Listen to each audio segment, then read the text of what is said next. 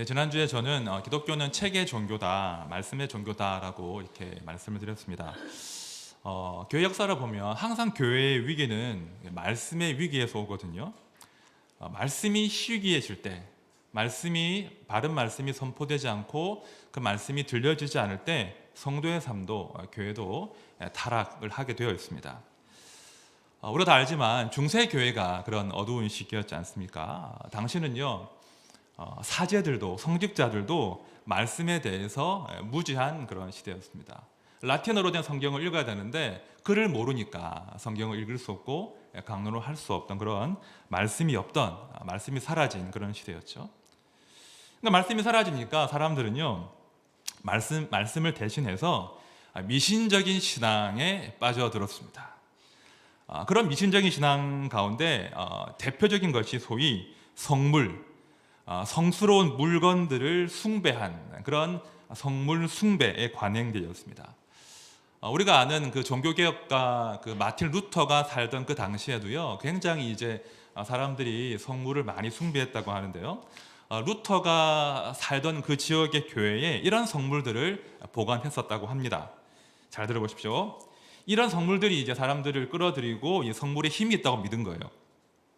동정녀 마리아의 머리카락 4가닥, 마리아의 외투 조각, 아기 예수가 입었던 옷 조각, 아기 예수가 누웠던 구유에서 나온 밀 조각, 최후의 만찬에서 남은 빵 부스러기, 이런 것들을 어떻게 수집을 해가지고 교회에서 성물이다 하고 선전을 한 거죠. 우리가 이런 성물을 가지고 있으니 이 성물의 능력을 원하는 사람들은 다 우리 교회로 오시오, 이렇게 광고를 한 거예요.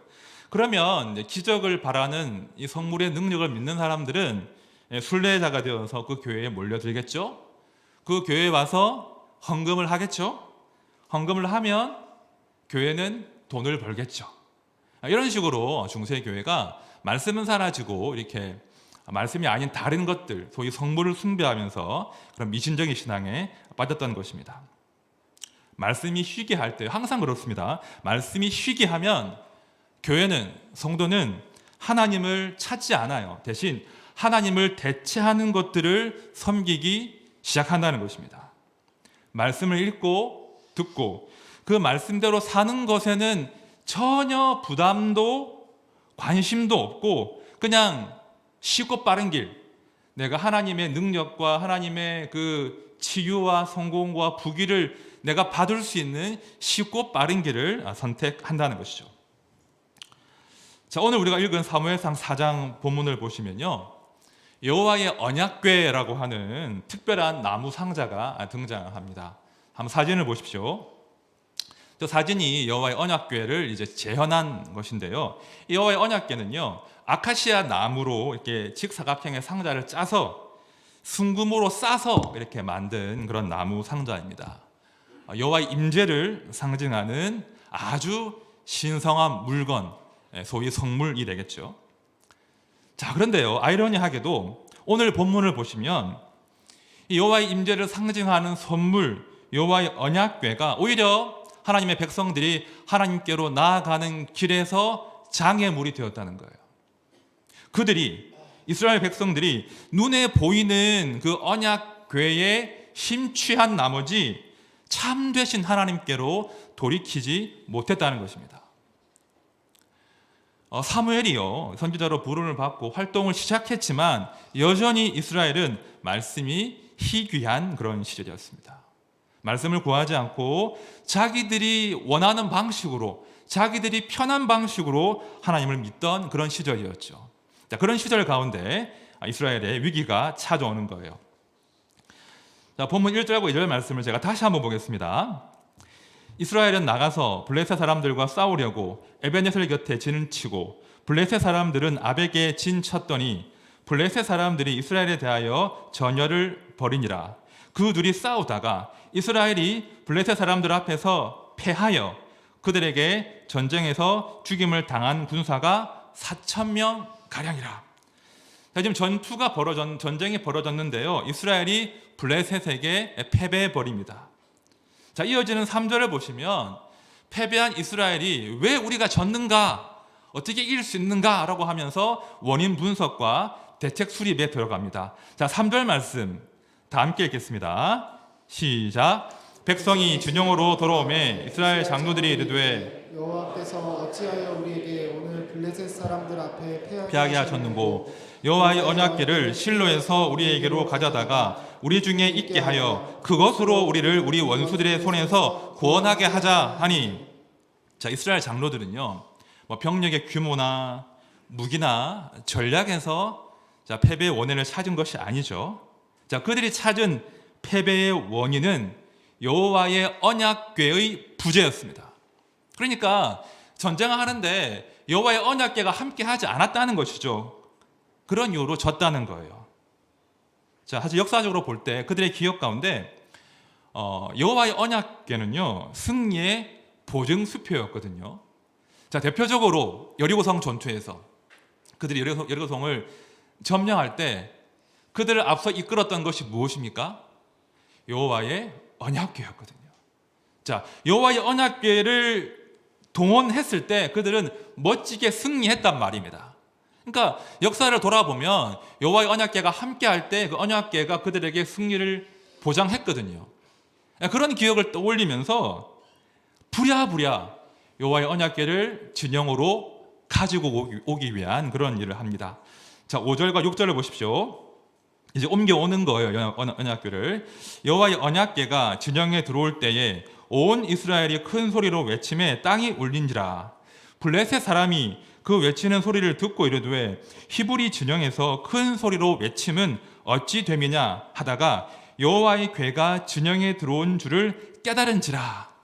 자, 이제 게임 체인저가 들어온 겁니다. 이제 여호와의 언약궤가 왔으니까 전쟁의 양상은 이제 새로운 국면으로 접어들어야 합니다. 하지만 말씀을 쭉 보시면 우리의 기대와 달리 언약궤를 동원했음에도 불구하고 이스라엘이 패배한다는 거예요.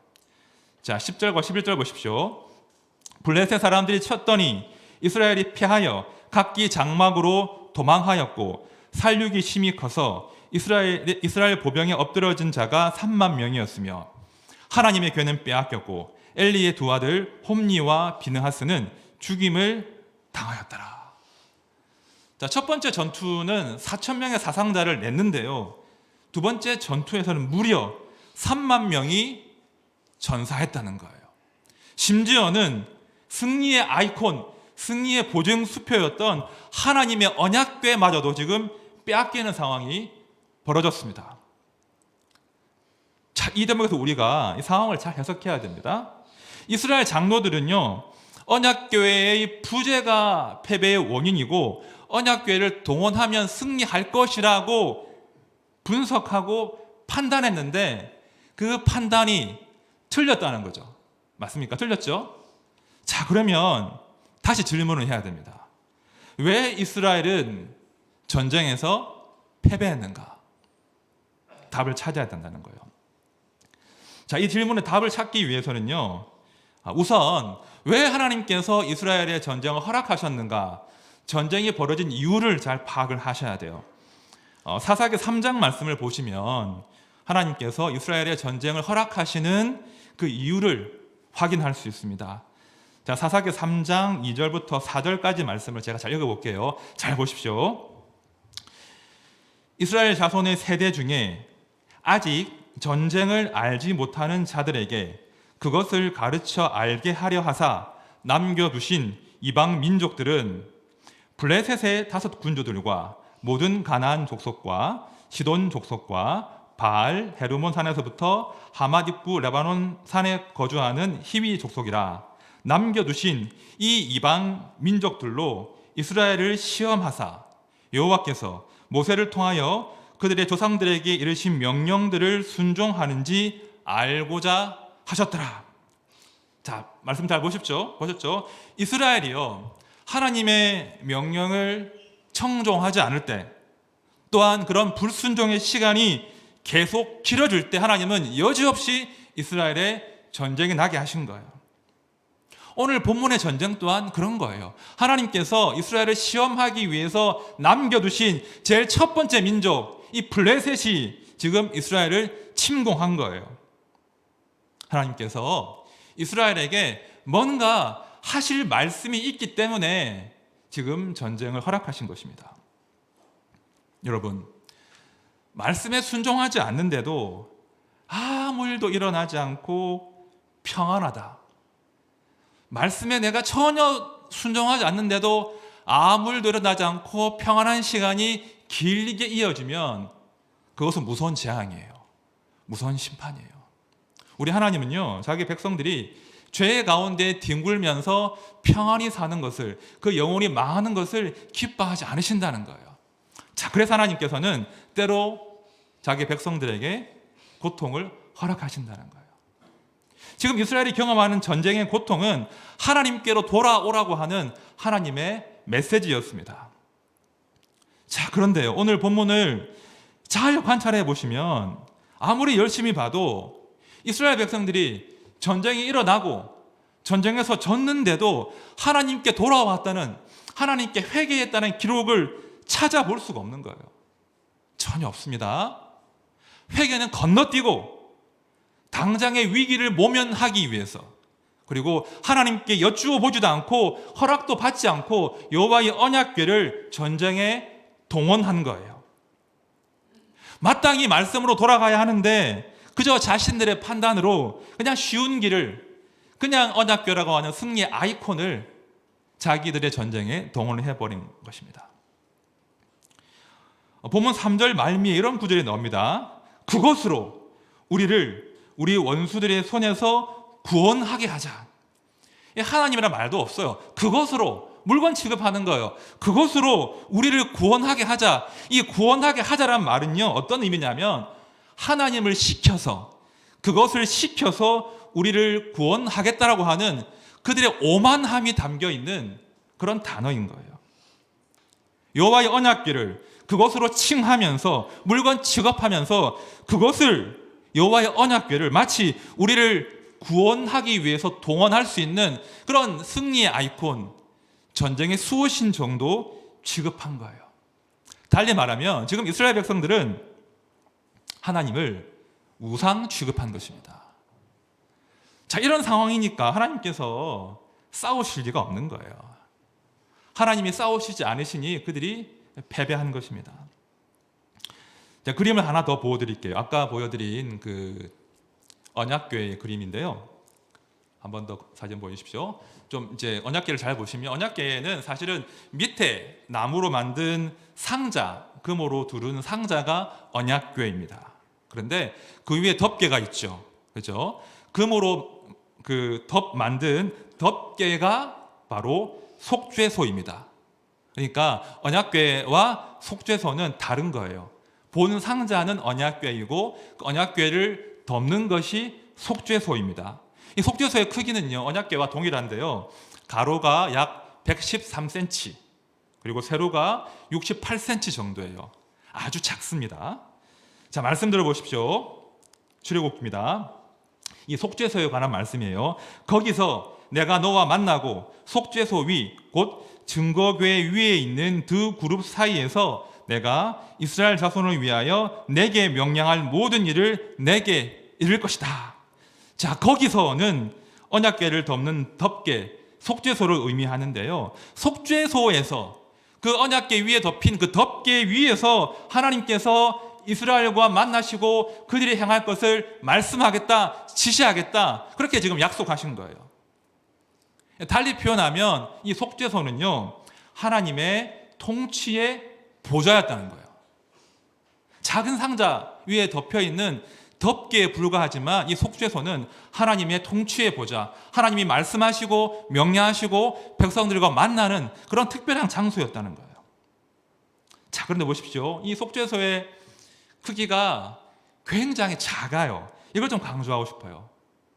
이 속죄소의 크기는요, 집에 있는 냉장고보다 작은 크기입니다.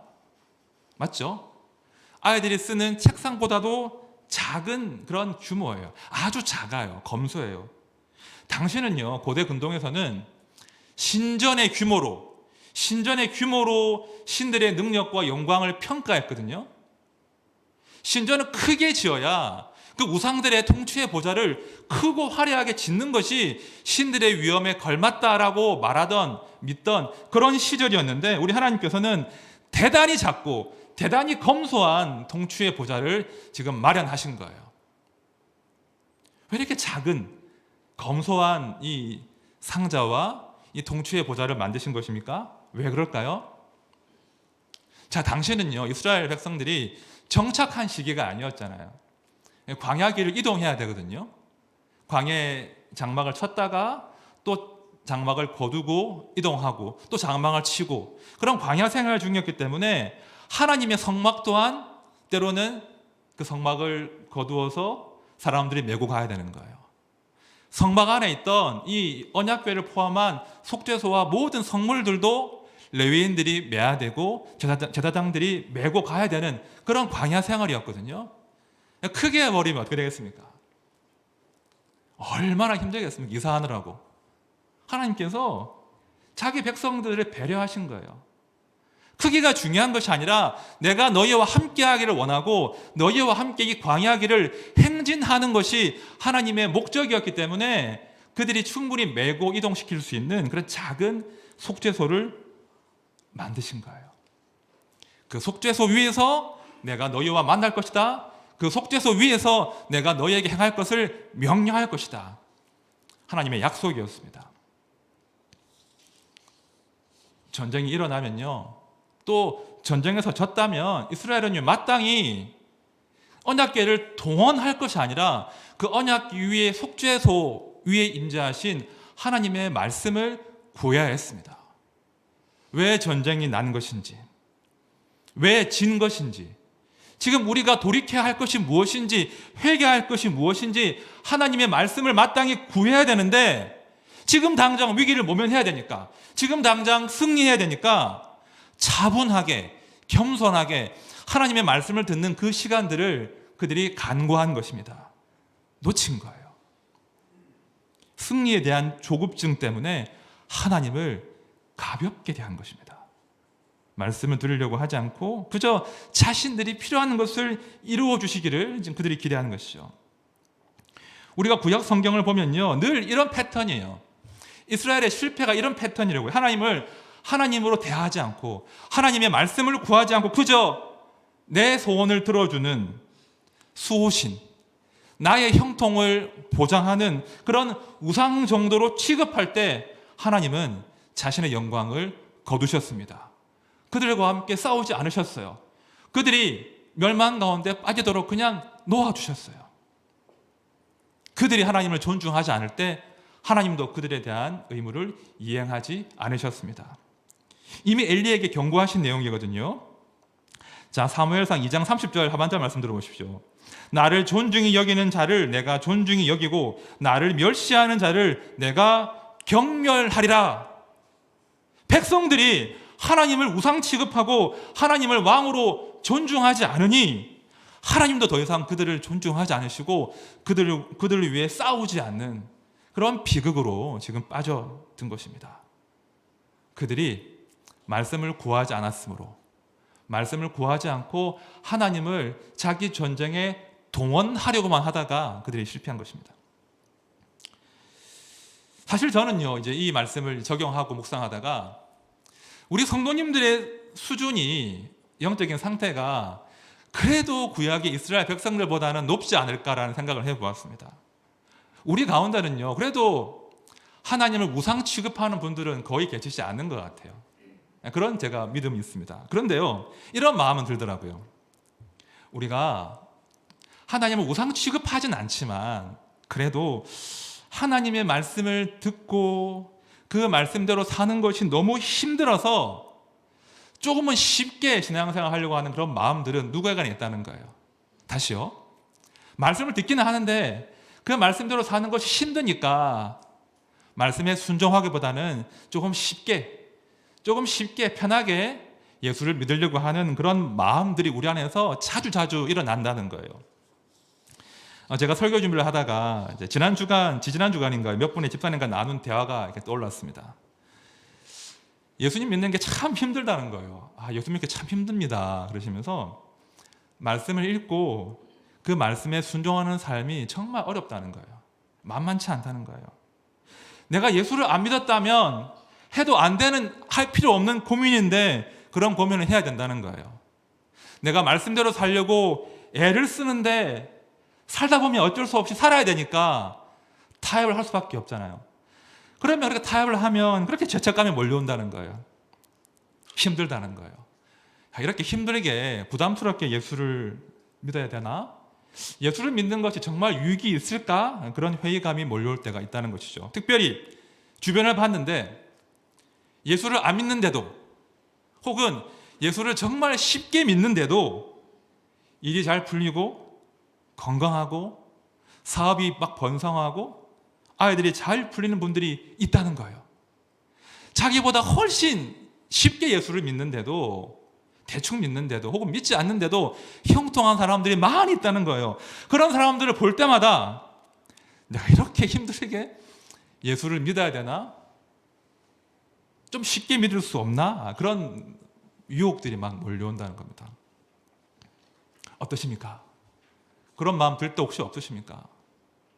우리 너무 복잡하게 막 예수 믿으려고 하지 말고 그저 예수님은 우리의 천국행 티켓을 보장해 주시는 그런 분, 그저 예수님은 내가 급할 때 짠 하고 나타나셔서 나를 도와주시는 그런 분 정도로 우리가 믿으면 되지 않을까, 그런 마음이 들 때가 있다는 거예요. 하지만 여러분, 기대하지 마십시오. 그런 예수님은 없습니다. 쉬운 예수님은 없어요. 쉬운 예수는 없다, 그런 책이 있습니다. 아주 재밌는 책인데, 쉬운 예수는 없다, 그런 책 중에 제가 한 대목을 읽어볼게요. 솔직히 우리는 쉬운 예수를 좋아한다, 아니 사랑한다, 이 세상에서 아무리 개망나니로 살아도 영원한 생명을 준다는데 좋아하지 않을 사람이 어디에 있는가? 문제는 이 예수가 진짜 예수가 아니라는 사실이다. 사실 단순히 믿기만 하는 수준을 넘어 실제로 따르기 전까지는 진짜 예수를 만날 수 없다. 그렇죠? 우리가 쉬운 예수를 사랑하지만 그런 예수님은 존재하지 않습니다. 그런 예수님은 가짜 예수라는 거예요. 저는요, 목회자로서 씨름이 하나 있어요. 어떤 씨름을 하냐면, 하나님, 제가 성도들에게 말입니다. 성도님들에게 하나님을 우리의 소원을 들어주시는 그런 우상으로 혹시 오해하도록 만드는 그런 목회하지 않도록 도와주십시오. 그런 기도 많이 하거든요. 또한 이런 기도를 합니다. 하나님의 말씀을 진지하게 받고 그 말씀대로 살기 위해서 좁은 길 마다하지 않은 우리 성도님들이 많이 계신데 그 길에서 꺾이지 않게 해주십시오. 포기하지 않게 해주십시오. 그 길에서, 그 좁은 길에서, 그 고난의 길에서 오히려 예상을 완전히 뛰어넘는 하나님의 영광과 승리를 맛보게 해주십시오. 이게 저의 매일의 새벽의 기도 제목이에요. 하나님, 그들의 선택이 틀리지 않았음을, 그들의 믿음의 그 좁은 길이 틀리지 않았음을 하나님께서 증명해 보여주십시오. 제 정말 매일의 기도의 제목입니다. 지금 제가 말씀드리는 승리는요, 형통함이 아닌 것 아시죠? 이 땅에서의 성공, 실패가 중요하다는 말씀이 아니라 성공하든 실패하든 어떤 삶의 길을 걸어가든 나와 지금 함께 하시는 하나님을 신뢰하면서 그 삶의 길을 마침내 완주하는 것, 마침내 주와 함께 완주하는 것, 그것이 성도의 승리인 거예요. 그 승리를 맛보게 하려고 제가 매일 새벽 기도합니다. 정말 우리에게 이런 믿음이 절실하게 필요한 시대 아니겠습니까? 쉽게 믿으려고 하는 유혹을 이기고 혹은 하나님을 내 인생의 들러리로 삼으려고 하는 유혹을 이기고 어떻게든 하나님 손 붙잡고 하나님과 동행하면서 내 인생을 향하신 하나님의 말씀을 구하고 듣고 그 말씀대로 살고자 하는 그런 믿음이 우리에게 필요하다는 거예요. 그런 믿음을 구하셔야 됩니다. 다시 오늘 본문으로 돌아가 보시면요, 참 재밌는 것이 이스라엘 백성들은 여호와의 언약궤를 참 그냥 전쟁의 수호신 정도로 그것이라고 불렀는데요, 이 블레셋 사람들이 오히려 이 언약궤를 제대로 알아봅니다. 자, 8절 말씀 우리 다 함께 보겠습니다.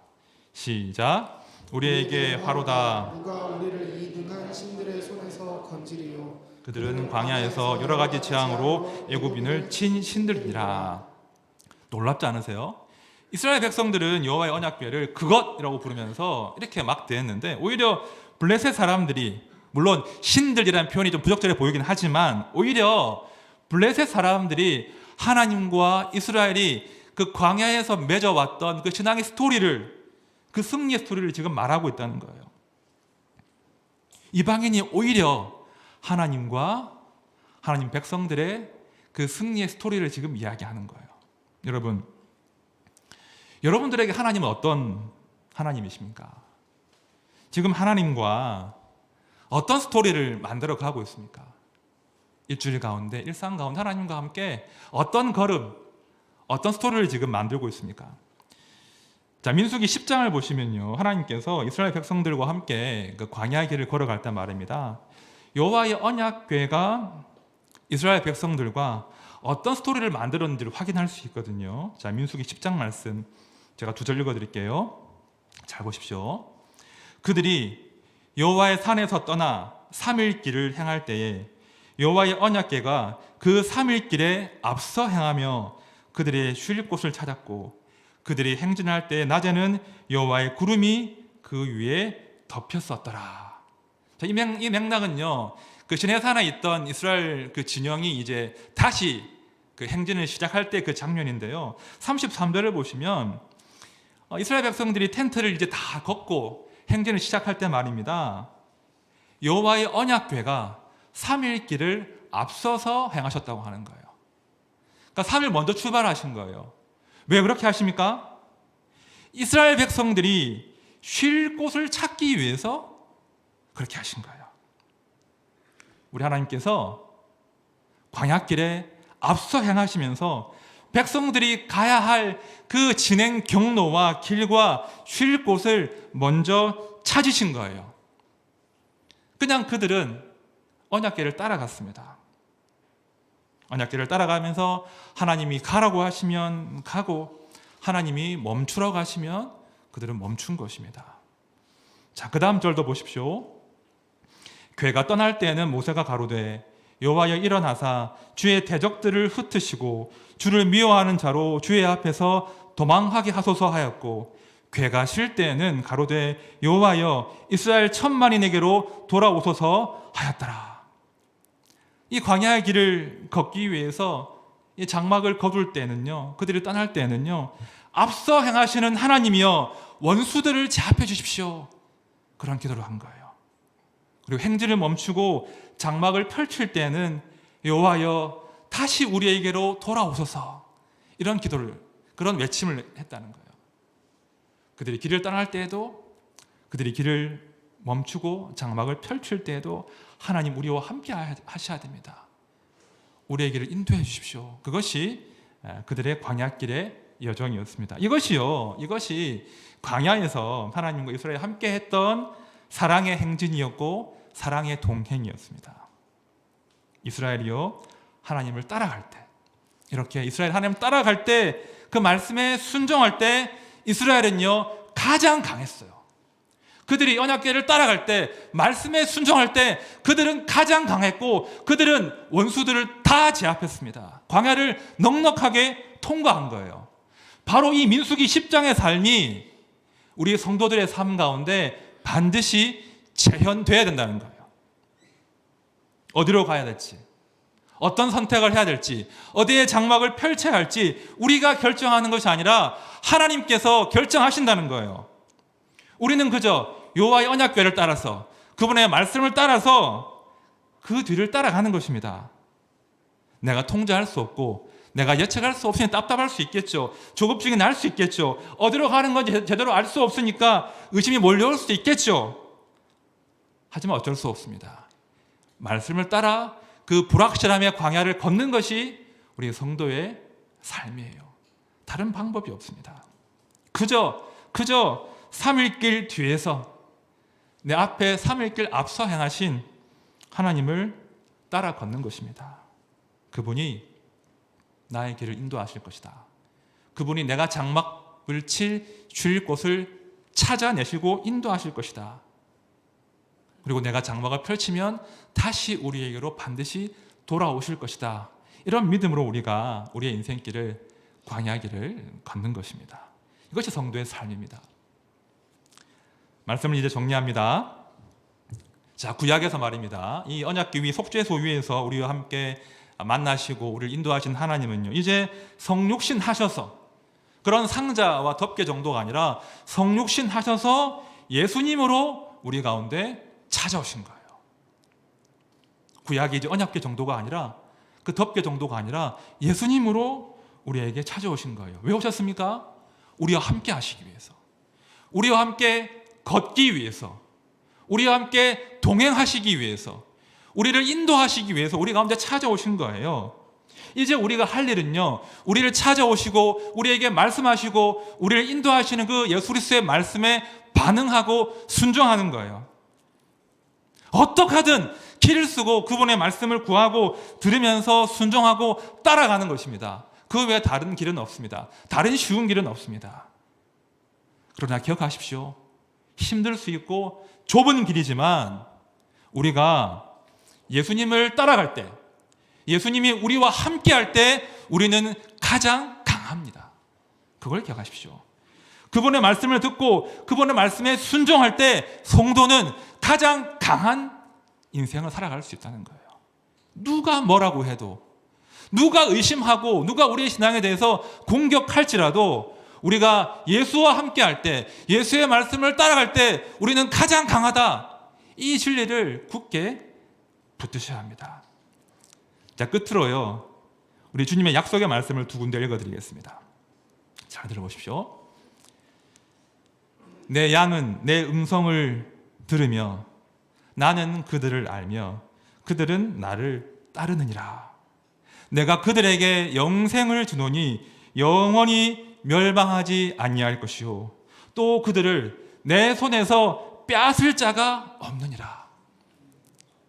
또 말씀 들어보십시오. 나의 계명을 지키는 자라야 나를 사랑하는 자니 나를 사랑하는 자는 내 아버지께 사랑을 받을 것이요 나도 그를 사랑하여 그에게 나를 나타내리라.